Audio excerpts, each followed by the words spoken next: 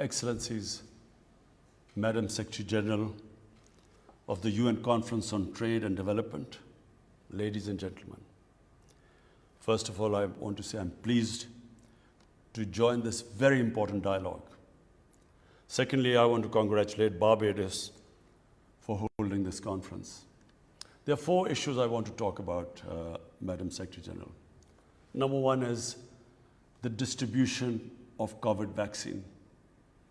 Unfortunately, the richer countries are vaccinating their people 20 times faster than the developing world.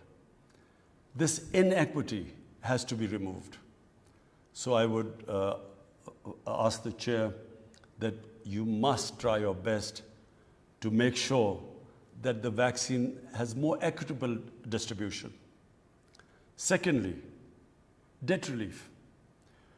I had campaigned for debt relief for the developing world because everything in the developing world, because of the lockdowns imposed because of the COVID-19, have disproportionately affected the poorer nations, the developing nations.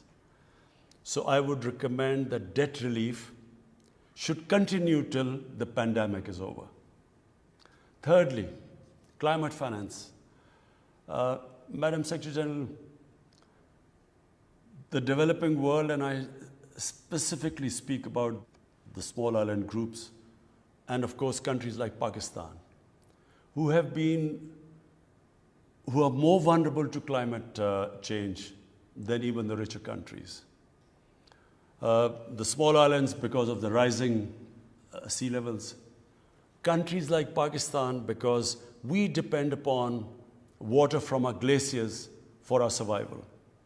And climate change has, the rate of melting of the glaciers has increased phenomenally since the weather has got warmer. So I would request that the richer countries contribute in climate finance and especially help those countries whose contribution to carbon emissions are minimal and yet are disproportionately affected by climate change. And fourthly, Madam Secretary General, and for me as crucial as the impact of climate change, is the illicit flow of money from the poor countries, from the developing countries, to richer capitals, to tax havens, to haven destinations. According to the Fact-I panel, $7 trillion are parked in these tax havens and haven destinations. And also, annually, $1 trillion leave the developing countries towards these safe havens. And this plunder is taking place because of the corrupt ruling elites of the developing world. Madam Secretary General, this is a huge crisis. In the coming years, this is going to get worse. This has to stop. And the only way it will stop is if the recommendations made by the Fact-I panel should be implemented. Unfortunately, the richer countries, which can do something about it, unfortunately, there is no incentive or motivation to do anything. What it is doing is that it is crushing the people in the developing world. Not just because the money is siphoned off, which should be spent on human development, but because when the money leaves their countries, it affects their currency, which devalues, which then leads to inflation, causes poverty. But eventually, even the richer countries will get affected. Because right now, what you see of economic migrants is a trickle. People dying to get to richer countries.